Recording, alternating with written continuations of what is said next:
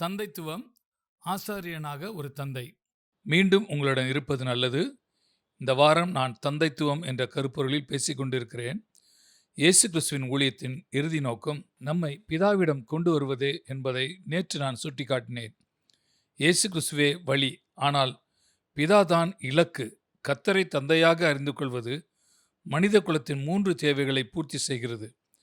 அவை அடையாளம், சுயமதிப்பு மற்றும் பாதுகாப்பு. இன்று நான் மனித தந்தைத்துவத்தை பற்றி பேசப் போகிறேன். தேவனுடைய நித்திய குணமும் இயல்பும் தந்தையுடையது என்பதால் ஒவ்வொரு தந்தையும் ஒரு குறிப்பிட்ட அர்த்தத்தில் கடவுளை பிரதிநிதித்துவப்படுத்துகிறார்கள். ஒரு குறிப்பிட்ட அர்த்தத்தில் ஒரு தந்தையை, ஒரு நல்ல தகப்பனை தேவனை போன்றவர் என்று நாம் கூறலாம். இது ஒரு மனிதனின் மிக உயர்ந்த சாதனை. நான் தொடர்ந்து ஒரு பயணத்தில் இருந்த ஒரு காலத்தில் கூட்டத்திலிருந்து கூட்டம் மற்றும் மாநாட்டிற்கு மாநாடு, பிரசங்கம் மற்றும் பெரிய கூட்டங்களில் பேசுவது மற்றும் மக்களிடமிருந்து நல்ல பதிலை பெற்றது எனக்கு நினைவு இருக்கிறது. ஆனால் எங்க ஒரு நபர் இவ்வாறு கூறுவதை நான் கேட்டேன். பெட்டியுடன் வீட்டை விட்டு தூரமாக இருக்கும் வல்லுநரான ஒரு மனிதன். அது ஒரு பெரிய அம்பை போல் இருதயத்துக்குள் சென்றது. நான் எனக்குள், அது என்னைத்தான் விவரிக்கிறது. நான் தான் அந்த பெட்டியுடன் வீட்டை விட்டு வெளியே உள்ள மனிதன். எல்லோரும் என்னை ஒரு வல்லுநராக கருதுகிறார்கள். ஆனால் உண்மையில் என் வீட்டில் என்ன நடக்கிறது? நான் வேறு எந்த திறனிலும் வெற்றி பெற்றதற்கு முன் நான் ஒரு கணவனாகவும் தந்தையாகவும் முதலில் வெற்றி பெற வேண்டும் என்றும், மற்ற திறன்களில் வெற்றி பெற வேண்டும். ஆனால் ஒரு தந்தையாக தோல்வியடைவது தேவனின் பார்வையிலே தோல்வியாக இருக்கும் என்றும் உணர்த்தி எனக்கு முற்றிலும் புதிய வழியில் சவால் விடுவித்தார். இன்று நம் கலாச்சாரத்தில் உள்ள பல ஆண்களுக்கு இது உண்மை என்று நான் நம்புகிறேன். அவர்கள் பல திறன்களில் வெற்றி பெற முடியும். கோல்ஃப் மைதானத்தில், வங்கியின் தலைவராக, ஒரு எழுத்தாளராக, ஒரு நடிகராக, ஒருவேளை ஒரு கிறிஸ்தவ ஊழியக்காரராக கூட இருக்கலாம். இருந்தும் அவர்களது வீட்டில் தோல்வியுற்றார். ஒரு தந்தையாக உங்கள் வீட்டில் தோல்வியடைவது தோல்வியாகும்.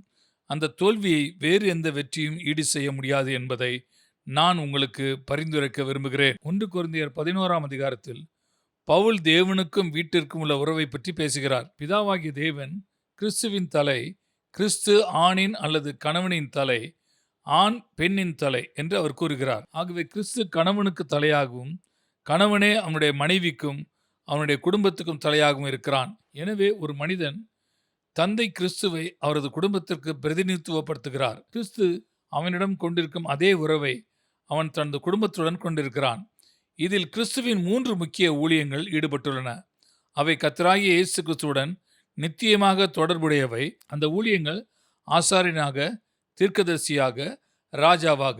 ஒவ்வொரு ஊழியத்திலும் என்ன இருக்கிறது என்பதை சுருக்கமாக விளக்குகின்றேன். ஒரு ஆசாரியனாக தந்தை தனது குடும்பத்தை தேவனுக்கு பிரதிநிதித்துவப்படுத்துகிறார். ஒரு தீர்க்கதரிசியாக அவர் தனது குடும்பத்திற்கு தேவனை பிரதிநிதித்துவப்படுத்துகிறார். ஒரு ராஜாவாக அவர் தேவனின் சார்பில் தனது குடும்பத்தை நிர்வகிக்கிறார்.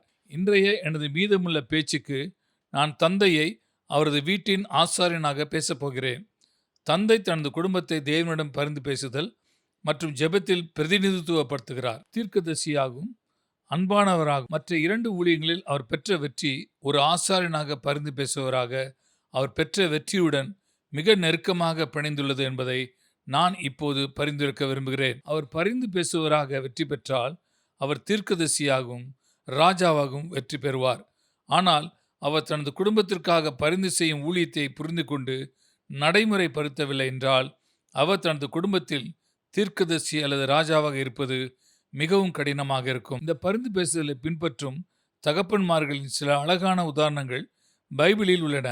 யோபுவின் புஸ்தகத்தின் தொடக்கத்தில் யோபு தேவனுக்கு முன்பாக ஒரு பரிபூர்ணமான மற்றும் நேர்மையான மனிதர் என்று வாசிக்கிறோம். அவருக்கு 7 மகன்களும் 3 மகள்களும் இருந்தனர். வாரத்தில் ஒரு நாள் அவனுடைய குடும்பம், அவனுடைய மகன்கள் ஒவ்வொருடைய வீட்டிலும் கூடி அங்கே விருந்துண்டு சகவாசம் பண்ணினார்கள். ஒவ்வொரு வாரத்திலும் முடிவிலும் யோபு அதிகாலையில் எழுந்து தனது எல்லா மகன்களுக்காகவும், ஒருவேளை என் குமாரர் பாவம் செய்து தேவனை தங்கள் இருதயத்திலே தூஷித்திருப்பார்கள் என்று சொல்லி பலி செலுத்தினான் என்று வாசிக்கிறோம். பழைய ஏற்பாட்டு சொற்களில் அந்த பலியை செலுத்துவது இயேசு கிறிஸ்துவில் புதிய உடன்படிக்கையின் கீழ் நம் குழந்தைகளின் சார்பாக பரிந்து பேசுதல் ஜெபத்தின் ஊழியத்திற்கு ஒத்திருக்கிறது. ஒவ்வொரு தந்தையும் தனது குழந்தைகளுக்கு பரிந்து பேசுவராக இருக்க அழைக்கப்படுகிறார். பின்னர் நாம் இஸ்ரவேலின் வரலாற்றுக்கு செல்கிறோம். இஸ்ரவேல் எகிப்தின் இருளிலும் அடக்குமுறையிலும் அடிமைப்பட்டிருப்பதை காண்கிறோம்.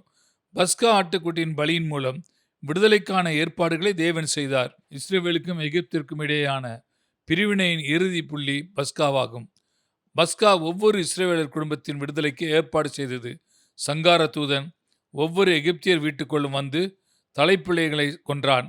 ஆனால் பஸ்கா ஆட்டுக்குட்டியின் இரத்தத்தின் காரணமாக சங்கார தூதன் எந்த இஸ்ரவேலரின் வீட்டையும் பார்க்கவோ அழிக்கவோ அனுமதிக்கப்படவில்லை. அந்த இரத்தம் எவ்வாறு பயன்படுத்தப்பட்டது? யார் அதை விண்ணப்பித்தார்?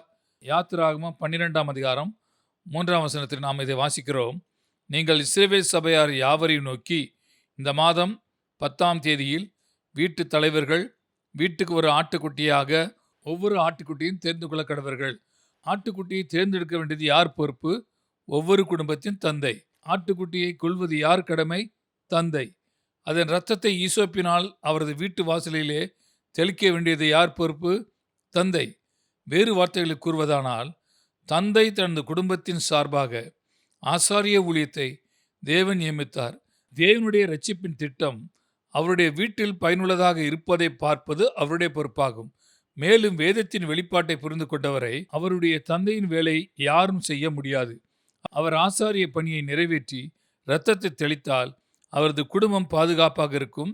ஆனால் அவர் தோல்வியுற்றால் அவரது இடத்தை பிடித்து அவரது குடும்பத்திற்கு பாதுகாப்பு வழங்க வேறு யாருமில்லை. அது இன்றும் பொருந்தக்கூடியதாக இருப்பதால் அந்த வெளிப்பாடு நமக்கு வருமாறு தேவன் செய்தார் என்று இப்போது நான் நம்புகிறேன். ஒரு தகப்பன் தன் வீட்டிற்காக செய்யக்கூடிய ஆவிக்குரிய காரியம் வேறு எவருக்கும் ஒப்படைக்க முடியாத காரியமாய் இருக்கிறது என்று நான் நம்புகிறேன். அவரது வீட்டிற்கு தெய்வீக பாதுகாப்பை வழங்குவது தந்தையின் பொறுப்பு. நாம் புதிய ஏற்பாட்டுக்கு செல்வோம். இயேசு கிறிஸ்துவின் ஊழியத்தை பற்றிய ஒரு குறிப்பிடத்தக்க உண்மையை நான் உங்களுக்கு சுட்டிக்காட்ட விரும்புகிறேன். தனிப்பட்ட அனுபவத்தின் மூலம் நான் கற்றுக்கொண்ட உண்மை இது. மக்கள் ஜெபிக்க ஒரு குழந்தையுடன் என்னிடம் வந்த நேரங்கள் உள்ளன. நீங்கள் இந்த குழந்தையின் பெற்றோரா? நீங்கள் தந்தையா அல்லது தாயா என்று நான் கேட்க கற்றுக்கொண்டேன். சில நேரங்களில் பதில் இல்லை, நாங்கள் அண்டை வீட்டாரே, ஆனால் பெற்றோர் வர விரும்பவில்லை என்பதுதான். அப்படிப்பட்ட ஒரு குழந்தைக்காக ஜெபிப்பதற்கு எனக்கு வேதபூர்வமான ஆதாரம் இல்லை என்று தேவன் எனக்கு சுட்டிக்காட்டினார். இயேசு கிறிஸ்துவின் ஊழியத்தை நீங்கள் படித்தால் அவர் ஒரு குழந்தைக்கு அல்லது இரு பெற்றோரின் நம்பிக்கையின் அடிப்படையில் ஒரு குழந்தைக்கு ஊழியம் செய்யவில்லை என்பதை நீங்கள் காண்பீர்கள். அவர் எப்போதும் ஒரு குழந்தைக்கு விசுவாசத்தை பயன்படுத்த ஒரு பெற்றோர் தேவைப்பட்டனர். மார்க் 9ஆம் அதிகாரத்திலே பதிவு செய்யப்பட்ட வலிப்பு நோயாளியின் கதையில் இது மிகவும் தெளிவாக உள்ளது. இயேசு கிறிஸ்து மறுரூப மலையிலிருந்து இறங்கி வந்தார். அவருடைய சீஷர்கள் இந்த சிறுவனிடமிருந்து வலிப்பு ஆவியை வெளியேற்ற தவறிய காட்சியை அவர் எதிர்கொண்டார். தந்தையிடம் பேசுங்கள், சிறுவன் எவ்வளவு காலம் அவதிப்பட்டான் என்று தந்தையிடம் கேட்டார். சிறு வயது முதற்கொண்டே உண்டாயிருக்கிறது என்றான். பின்னர் அவன் தொடர்ந்து கூறினான், இவனை கொல்லும்படிக்கு அது அநேகந்தரும் தீயிலும் தண்ணீரிலும் தள்ளிற்று. நீர் ஏதாகிலும் செய்யக்கூடுமானால் எங்கள் மேல் மனதிறங்கி எங்களுக்கு உதவி செய்ய வேண்டும் என்றான். இயேசு அவனை நோக்கி, நீ விசுவாசிக்க கூடுமானால் ஆகும், விசுவாசிக்கிறவனுக்கு எல்லாம் கூடும் என்றார். தந்தையே தன் மகனுக்காக நம்புவதற்கு பொறுப்பு என்று இயேசு கிறிஸ்து தீவிரமாக பிடித்து கொண்டார் என்பதை ஒரு நாள் உணர்ந்து கொண்டேன். மகன் தனது நிலை காரணமாக வெளிப்படையாக தனக்கென அதிக விசுவாசத்தை செலுத்த முடியவில்லை. ஆனால் எப்படி இருந்தாலும் இயேசு கிறிஸ்து விசுவாசத்தை கடைபிடிக்கும்படி மகனை கேட்கவில்லை. தகப்பன் தன் மகனின் சார்பாக விசுவாசத்தை கடைபிடிக்க வேண்டும் என்று அவர் கோரினார். இயேசு கிறிஸ்து மூலம் அவர்களை தேவனிடம் கொண்டு வர நம் குழந்தைகளின் சார்பாக பரிந்து பேசுகிற ஜெபத்தில் நம்பிக்கை வைப்பது பெற்றோரின் பொறுப்பு என்று நான் நம்புகிறேன். நான் மீண்டும் சொல்கிறேன், நீங்கள் வேதாகமத்தை நீங்களே தேடலாம். இயேசு கிறிஸ்து ஒரு குழந்தைக்கு ஊழியம் செய்யவில்லை. அந்த குழந்தையின் சார்பாக குறைந்தபட்சம் ஒரு பெற்றோராவது விசுவாசம் காட்ட வேண்டும். அப்படி ஆழமாக வேரூன்றி இருக்கும் தேவனுடைய கொள்கைக்கு மாறாக அவர் செல்லவே மாட்டார். இறுதியாக அப்போஸ்தலர் 16ஆம் அதிகாரம் 31ஆம் வசனத்தை ஒரு கணம் பாருங்கள். பிலிப்பியன் சிறை காவலரின் கதை. பவுலும் சீலாவும் சிறையில் இருந்தார்கள் என்பது உங்களுக்கு நினைவிருக்கிறது. அப்போது கர்த்தர் பூகம்பத்தில் தலையிட்டார். சிறை கதவுகள் திறக்கப்பட்டன.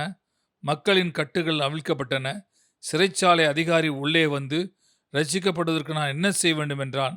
வசனம் 31 கூறுகிறது, கர்த்தராகிய இயேசு கிறிஸ்துவை விசுவாசி, அப்பொழுது நீயும் உன் வீட்டாரும் ரட்சிக்கப்படுவீர்கள் என்றார்கள். சிறைக்காவலன் அவனுடைய வீட்டின் தகப்பன் என்ற முறையில் அவருடைய முழு வீட்டின் ரட்சிப்புக்காக விசுவாசத்தை பிரயோகிக்கும் பாக்கியத்தை கர்த்தர் கொடுத்திருப்பதை நீங்கள் கவனிக்கிறீர்கள். பலமுறை ஐயோ அந்த வேதத்தை மேற்கோள் காட்டும்போது அந்த கடைசி 3 வார்த்தைகளை நீயும் உன் வீட்டாரும் விட்டு விடுகிறோம்.